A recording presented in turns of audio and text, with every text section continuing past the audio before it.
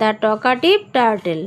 Once upon a time there lived in a lake a turtle called Tulu. কোনো একদিন একটা লেকে থাকতো একটা টার্টেল, তার নাম টুলু। He had two swan as his good friends. আর তার দুজন ভালো বন্ধু ছিল, দুজন হাঁস। All of them were best of friends and used to meet on the bank of the lake daily. তারা সবাই একসঙ্গে একটা লেকের ধারে প্রত্যেক দিন মিট করত। Before returning to their homes at sunset, they used to gossip for a long time. যতক্ষণ না সূর্য অস্ত যেত ততক্ষণ তারা কি করত? একসঙ্গে গল্প করত অনেক সময় ধরে। They enjoyed one another's company. তারা একে অন্যের যে বন্ধুত্ব সম্পর্ক সেটা খুব এনজয় করত। On year the monsoon failed and there was no rain. কোনো এক সময় একটা বর্ষাকালে সেবার বৃষ্টিই হয়নি। As a result the lake began to dry. তার ফলে সেই লেকটা কি হলো? শুকিয়ে যেতে শুরু করলো। The swan got worried about the low water level of the lake. আর সোয়ান মানে হাঁস দুটো কি হলো? তারা খুব চিন্তার মধ্যে পড়ে গেল যে যেহেতু লেকের জল শুকিয়ে যাচ্ছে। All the water in the lake will soon dry up. Then how will you live here? লেকের তো সব জল আস্তে আস্তে শুকিয়ে যাচ্ছে, তাহলে তারপরে তুমি এখানে থাকবে কি করে? এ কথাটা কে বলল? একটা হাঁস বলল। কাকে বলল? টার্টেলকে বলল। It is indeed difficult to live here anymore. এখানে থাকাটা তো সত্যিই আর কোনোভাবেই সম্ভব হবে না।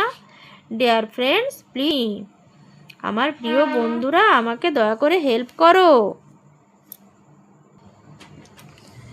The turtle requested the swan to find some other lake which was full of water.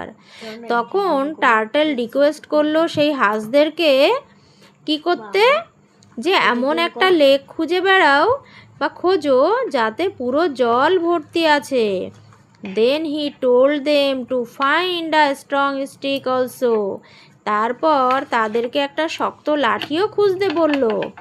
He told them that once they find another lake, they can carry him to the lake with the help of the stick. তারা তাকে লাঠিটা খুঁজতে বলল, তার কারণ তারা যদি লেকটা খুঁজে পায় তাহলে ওই লাঠির হেল্প নিয়ে তারা তাকে বা টার্টেলকে নিয়ে যেতে পারবে। He suggested them that he would hold the stick tightly in his mouth. আর তারা তাকে সাজেস্ট করলো সে যেন খুব শক্ত করে লাঠিটাকে মুখে ধরে রাখে। While both of them can hold the stick at either end of the fly. আর তারা ওই লাঠিটার দুটো প্রান্ত মুখে করে ধরে উড়ে চলে যাবে। The swan flew far and wide in search of a lake. আর ওই হাঁস দুটো ওই লেকের খোঁজে অনেক দূর পর্যন্ত বেরিয়ে গেল। After some time they found a lake which had a plenty of water in it. কিছু সময় পর তারা একটা লেক খুঁজে পেল যেখানে প্রচুর পরিমাণে জলে ভর্তি। They returned to carry the turtle. তারা সেখানে ফিরে আসলো কেন? টার্টেলকে নিয়ে যাওয়ার জন্য। They held the stick from both the end of told Tulu. তারা কি করলো? ওই লাঠিটার দুই প্রান্ত শক্ত করে ধরে থাকলো। Dear Tulu, hold the stick firmly in your mouth and make sure to keep your mouth shut all the time. Dear friend, টার্টেলকে বললো তুমি কিন্তু খুব শক্ত করে মুখ দিয়ে কাঠিটাকে বা লাঠিটাকে ধরে রাখবে। আর এটা কিন্তু অবশ্যই মনে রেখো যে এই সময় তোমার মুখটা অবশ্যই বন্ধ রাখতে হবে। How must not speak. তোমাকে কোনোভাবেই কিন্তু কথা বলা যাবে না। Else you will fall down. তাহলে কিন্তু তুমি পড়ে যাবে। তারপরে মানুষেরা খেয়ে নেবে। হ্যাঁ। Finally they started flying. তারপরে তারা আবার উঠতে শুরু করলো। After some time when they had flown nearly half the distance, কিছু সময় পর যখন তারা অর্ধেক রাস্তা প্রায় চলে এসেছে, টুলু স আ টাউন বিলো, টুলু দেখলো নিচে একটা শহরকে।